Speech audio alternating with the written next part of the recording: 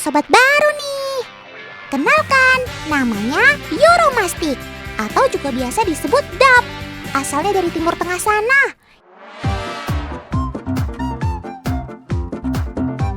Iya, betul sekali. Dia ini termasuk dalam kadal gurun.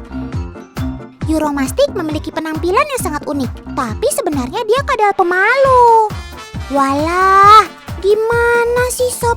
Body oke, tampilan keren, warna kulit juga glowing. Lantas apa yang membuatmu malu? Cerita sini sama Otan, nanti Otan bantuin makeover deh. Dap lebih suka berada di tempat sepi, teman. Jika dia merasa sedikit tidak nyaman, maka sobat Otan ini akan kabur untuk melarikan diri. Larinya juga nggak kaleng nih, cukup gesit. Tapi jangan diremehkan. Meskipun dia pemalu, Euromastic juga punya senjata mengejutkan loh. Gak percaya? Oke, kita buktikan.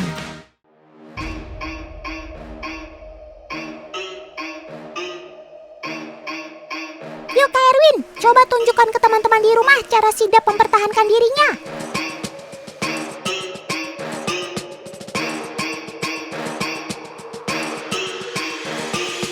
Nah, seperti inilah. Euromastic sangat mengandalkan kekuatan ekornya. Bentuk ekor yang besar dan terdapat benjolan melingkar cukup memberikan efek kejut yang mengagetkan. Tapi tenang, ini tidak membahayakan kok untuk manusia. Hanya bikin terkejut saja.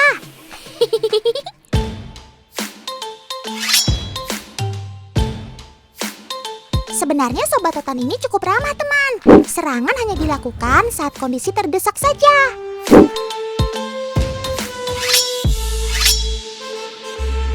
Lihat deh, saat sudah dipegang, Euromastic tidak lagi marah-marah, malah anteng sekarang. Manja juga ya.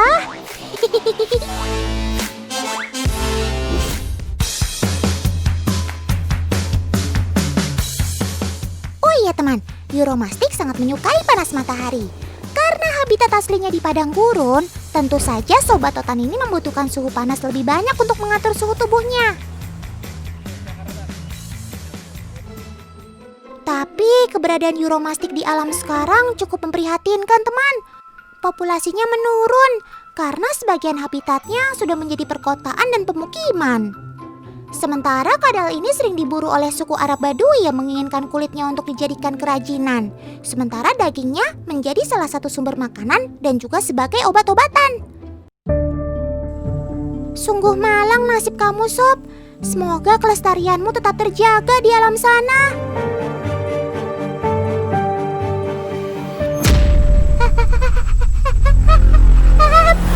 Apa? Ada yang menghadang, Sob.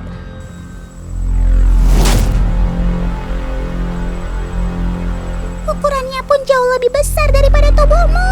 Cepat pergi. Bahaya, kamu bisa dimakan, Sob.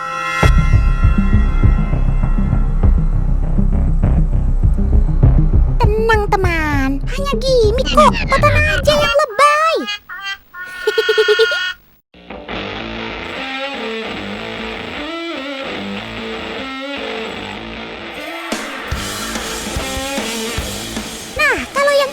Namanya Similis Lizard, teman. Sobat Otan ini punya karakter yang unik. Warna tubuhnya pun bisa berubah-ubah dengan sangat cepat. Kemampuan ini hampir sama dengan kameleon yang bisa menggelapkan dan menerangkan warna kulitnya. Pergantian warna tubuh Similis menunjukkan adanya perubahan suhu atau intensitas cahaya di sekitarnya. Bahkan hal ini juga bisa menunjukkan suasana hatinya. Cie, lagi happy ya, Sob? Warna kamu itu loh, indah banget. Cara kerja perubahan warna ini disebabkan karena zat nanokristal di permukaan kulitnya yang dapat memantulkan cahaya. Hal ini pun juga mempengaruhi pigmen warna asli Similis yang terlihat oleh mata manusia atau hewan lainnya. Kermaks kamu, Sob.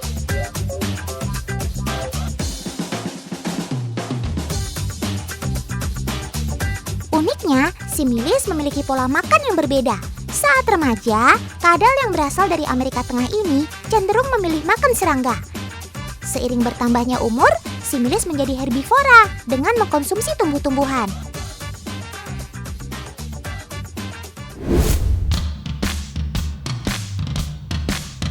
Oh iya teman, Sobat Totan ini pernah mencatatkan rekor di Guinness Book of World Records sebagai kadal tercepat di dunia loh. Kecepatan sprint tercepat maksimal mencapai 34,6 km per jam, di mana hal ini cukup menyulitkan manusia untuk menangkapnya. Keren maksimal!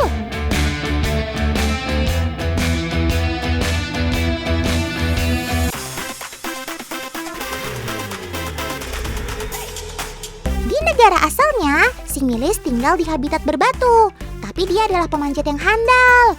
Similis memanfaatkan pohon untuk melarikan diri dari pemangsanya. Eits, ada yang lagi manggut-manggut nih. Kenapa, Sob? Kamu mau apa? Sini bilang sama Wotan. Ternyata perilaku seperti ini adalah bentuk tarian pemikat terhadap lawan jenisnya, teman.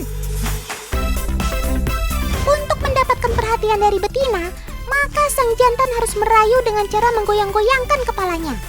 Ada-ada saja kamu ini, Sob.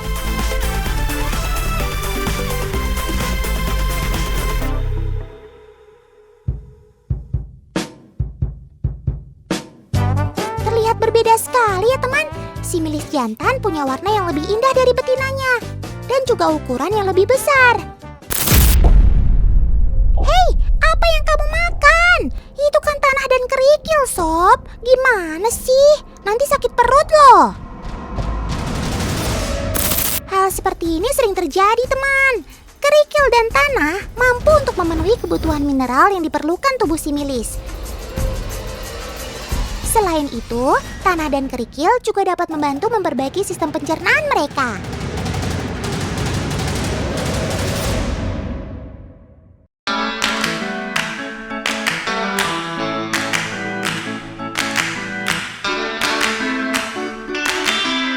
Nah, siapa lagi nih si hijau ini? Teman di rumah ada yang tahu? Dari penampilannya sepertinya Wotan mengenalnya.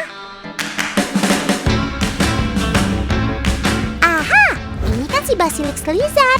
Kadal ini merupakan spesies endemik dari Amerika Tengah dan Amerika Selatan, teman. Habitat sobat ini terletak di dekat sungai hutan hujan tropis. Basilisk lizard juga dikenal dengan sebutan kadal Yesus karena kemampuannya berlari di permukaan air. Sobat Totan ini sangat sensitif. Apapun yang lebih besar darinya akan dianggap sebagai ancaman. Basilisk hidup tidak jauh dari perairan karena tempat ini merupakan lokasi yang sangat aman bagi dirinya. Ketika merasa ada ancaman, Basilisk akan segera berlari kencang untuk menerobos air, di mana hal ini akan menjauhkan dari pemangsanya. Di permukaan air, kadal ini berlari dengan kecepatan rata-rata 24 km per jam dengan hanya menggunakan kaki bagian belakang saja. Basilisk mampu melaju di atas air sejauh 10 hingga 20 meter, sementara manusia dapat melakukannya hanya beberapa meter saja sebelum tenggelam. Nah, Kak Rifki lagi apa ya? Wah, mau masak-masak nih kayaknya. Otan mau ya, Kak? Apalagi menunya udang dan daging ikan salmon begini. Agak pedes dikit juga boleh. Otan gak nolak kok.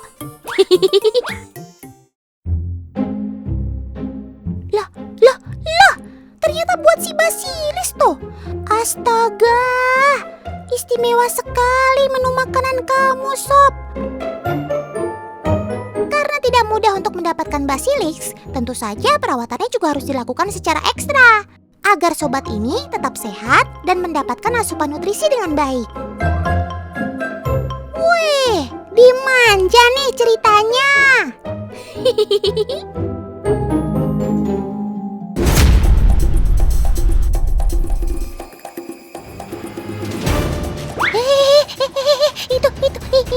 Itu kan ular piton. Jangan. Sudah kuduga, iguana malah mendekat ke arah piton, teman. Aduh, bisa-bisa dimakan nih iguananya. lawan ular begini, ekor si iguana menjadi tidak berarti. Satu-satunya cara untuk menyelamatkan diri adalah dengan mengambil jurus langkah 1000. Kabur! Weh. Otan baru tahu, ternyata lari iguana cepat banget ya. Kenapa bakat terpendam ini gak kamu seriusin, Sob? Siapa tahu kan kamu bisa nyaingin Usain Bolt.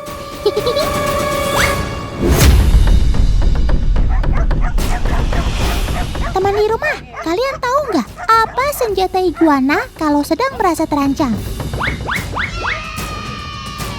Yap, ekornya.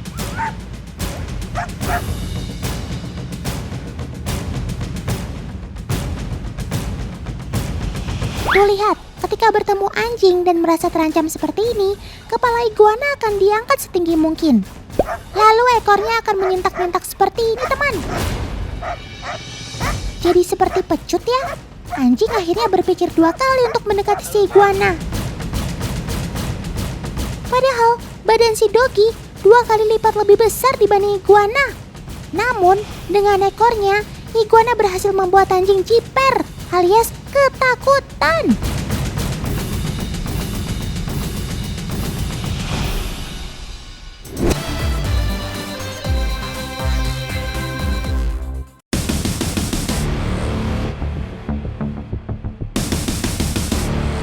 Aduh, kobranya nyembur-nyembur.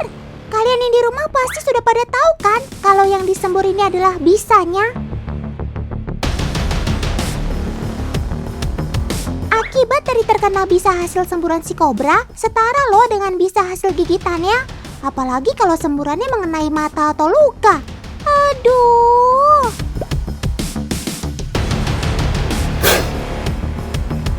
Kobra tidak sembarang menggigit musuhnya, teman. Ketika terancam, dia akan menggertak dengan desisan untuk membuat musuhnya takut dan terusir. Tuh, dengarkan suaranya.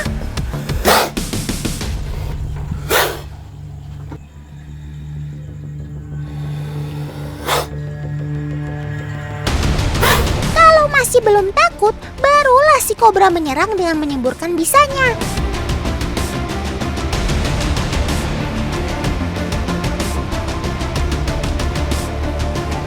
Musuh masih ngeyel juga, barulah dia menyerang dengan gigitan. Wush!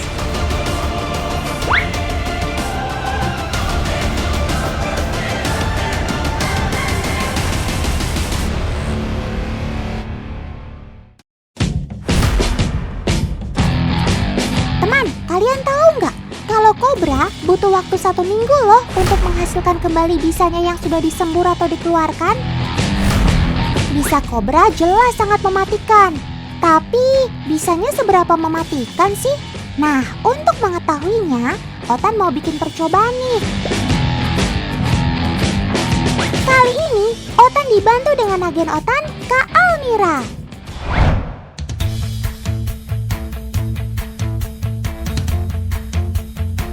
Darah yang kita gunakan ini adalah darah ayam ya teman. Ya teman, jangan tiru adegan ini di rumah karena sangat berbahaya.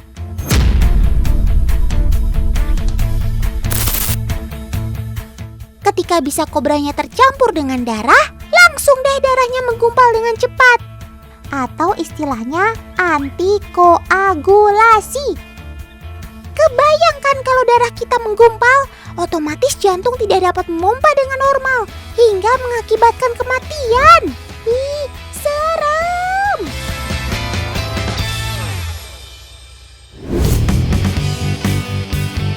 Di antara 3 jenis bisa ular, yakni neurotoksin, hemotoksin, dan kardiotoksin, neurotoksinlah yang paling cepat penyebarannya. Dan si kobra ini mengandung bisa yang bersifat neurotoksin dan juga hemotoksin sekaligus, teman. Wih, sangar juga bisa kamu, Sob.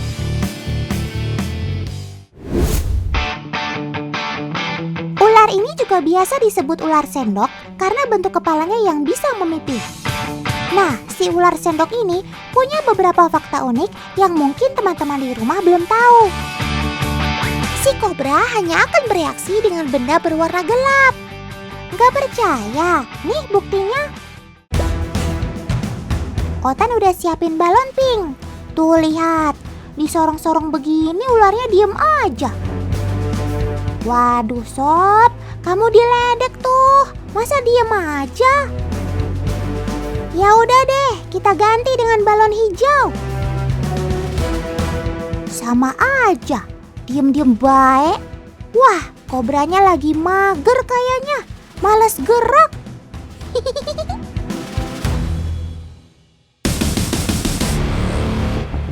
Nah, sekarang kita coba yang warna hitam.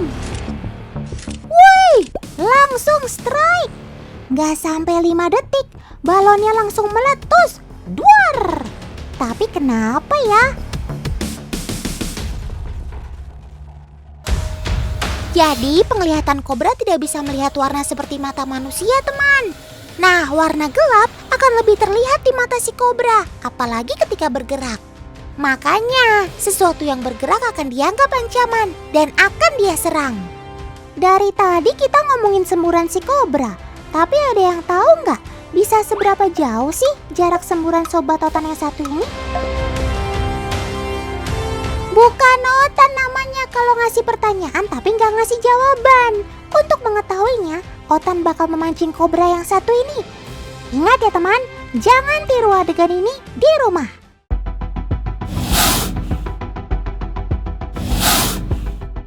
Itu dia semburannya. Sekarang kita ukur. 102 cm. Wih, jauh juga ya. Lebih dari 1 meter, alias setengah dari panjang tubuhnya yang sekitar 2 meter. Cakep.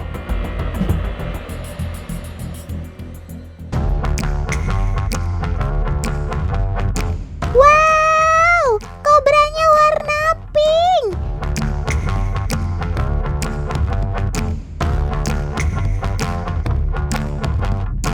Kobra warna pink ini sesungguhnya adalah kobra albino, teman. Lihat aja matanya yang merah.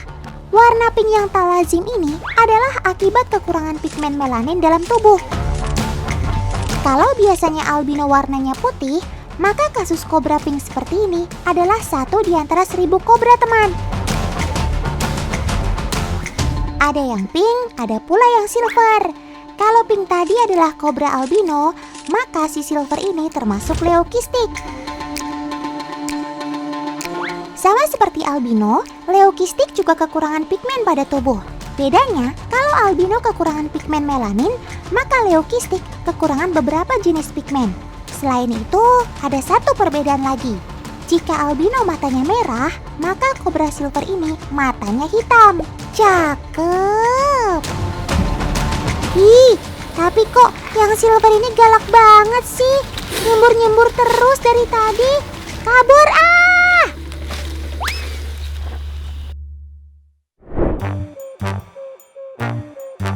Nah kan, untuk berjalan maju aja udah kesulitan. Gimana cara dia keluar coba?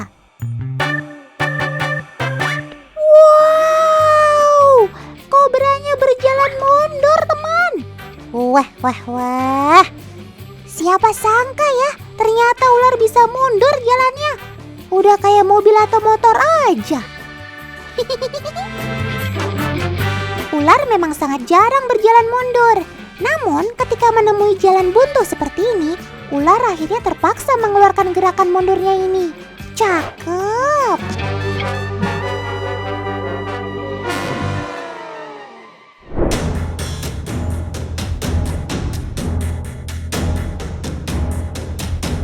Kalau tadi si kobra mendesis dan menyembur agar lawannya takut, nah Otan mau ngenalin satu lagi nih. Teman di rumah dengar suara aneh nggak? Itu adalah suara gertakan si ular derik yang lagi posisi siaga. Tuh lihat, ekornya mulai berderik. Itu tandanya kalau dia sedang siaga. Jangan-jangan reptil berbisa ini mau memangsa iguana. Aduh, gimana ini? Nah, ayo tunggu apa lagi, nak? Cepetan kabur. Belum tahu apa? Kalau bisa si ular derik dapat membunuh mangsanya hanya dalam beberapa detik. Hehehe, tapi tunggu sebentar teman. Kayaknya si deriknya cuek-cuek aja tuh. Ekornya juga sudah tidak berderik lagi. Lah, malah melengos pergi. Baguslah, berarti sudah aman ya. Kalau gitu, iguananya masih selamat untuk hari ini. Syukurlah.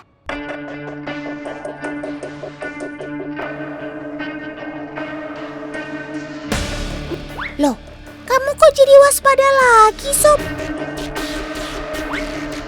Walah, rupanya ada ular mendekat, teman.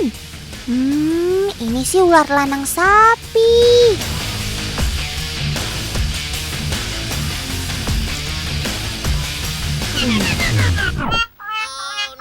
Loh, kok LS alias lanang sapinya tiba-tiba mati? Kapan diserangnya?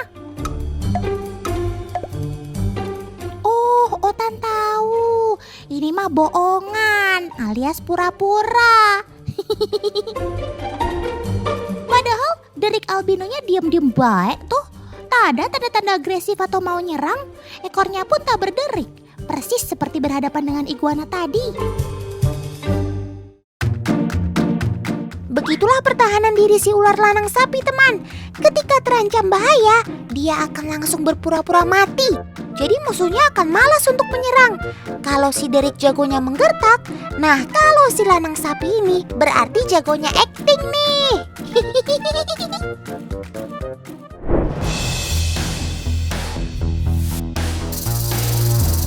Ular derik menggerakkan ekornya seperti ini, artinya dia waspada, bertahan atau akan menyerang, teman.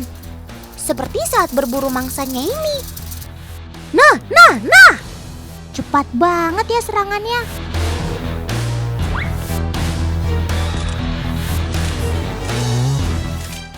Cara makan hit and run seperti ini memang ciri khas ular-ular berbisa tinggi.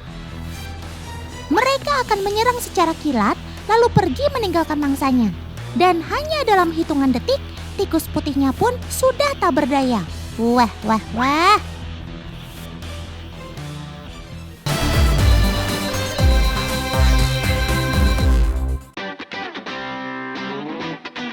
Semut pudak ini juga sering dibilang semut hantu loh. Tapi karena bagian ekornya transparan loh ya, bukan karena nyeremin. Teman-teman di rumah nggak percaya? Oke, Otan bakal buktiin nih.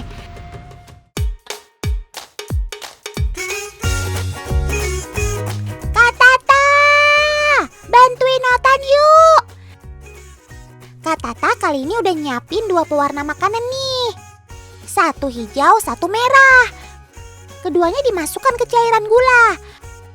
Duh, kalau pakai es kayaknya bakalan seger nih. Hehehe, fokus.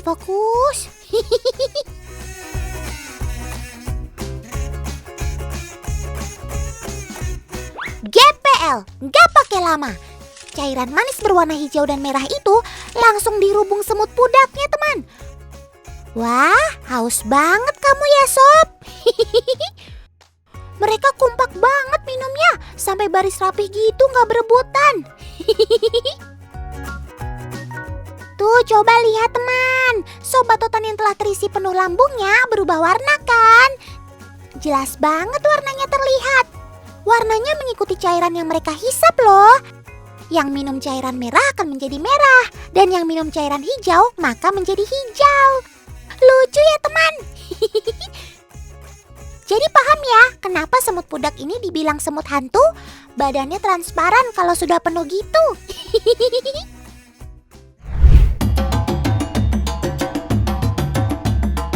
Kepada seluruh barisan, maju ke depan, gerak.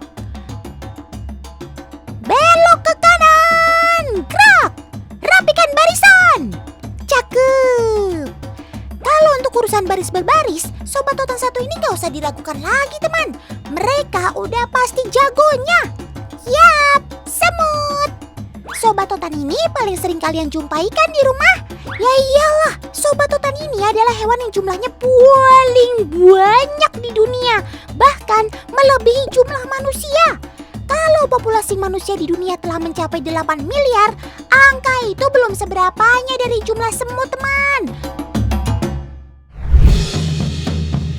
Populasi Sobat Totan kali ini diperkirakan ada 20.000 triliun. Wow, banyak sekali kan? Mereka tersebar di seluruh bumi ini. Terlebih lagi negara-negara tropis seperti bumi Indonesia kita tercinta. Keren banget kamu, Sob.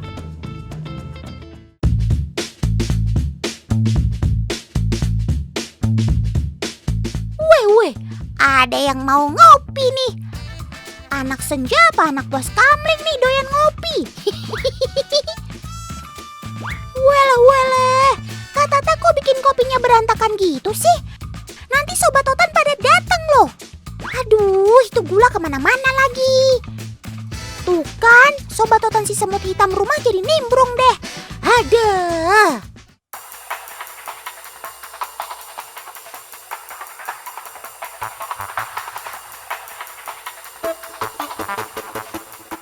Sobat Totan ini memang memiliki radar yang sensitif terhadap zat glukosa dan fruktosa, teman.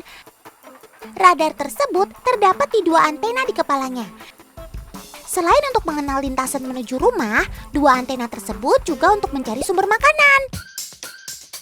Seperti pepatah, ada gula, ada semut. Rupanya, semut membutuhkan sumber makanan yang manis yang nantinya menjadi energi, teman. Hati-hati, giginya pada berlubang ya, Sob.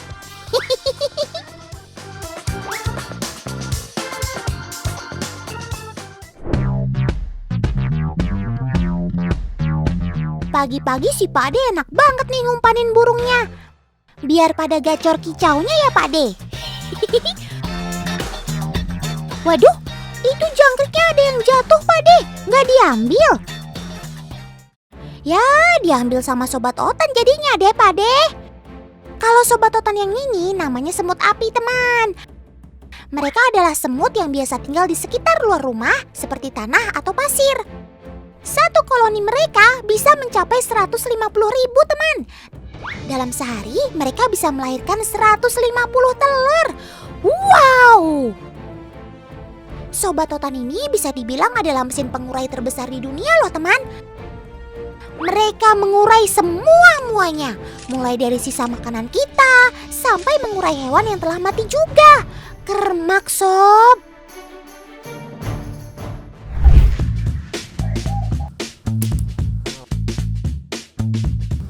Aduh. Waduh, kamu kenapa? Kok kesakitan gitu? Oh, tadi tuh gara-gara kamu, Sob. Ini namanya semut peluru, teman. Nah, semut peluru ini termasuk semut berukuran besar. Berbeda dengan Sobat Totan yang lainnya tadi. Ciri-ciri fisiknya yang paling terlihat jelas terdapat di bagian kepalanya. Tuh lihat, dia memiliki gigi yang cukup panjang dan melebar ke samping hingga 180 derajat. Serem!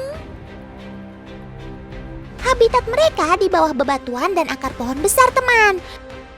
Sejatinya mereka adalah semut penjelajah. Mereka mampu menjelajah 100 meter jauhnya untuk mencari sumber makanan. Wow, bisa ikut maraton nih kamu, Sob. Dan yang bikin Sobat Totan ini bernama semut peluru ialah kemampuan gigitannya yang bisa melontarkan diri, teman. Jadi, untuk melarikan diri dari bahaya, dia akan mencapit sekeras-kerasnya ke media di sekitarnya. Efeknya akan mendorong tubuhnya melompat jauh. Duh, untung kamu bisa menghindar ya, Sob. Kalau enggak, kamu bisa jadi makanannya semut api tadi.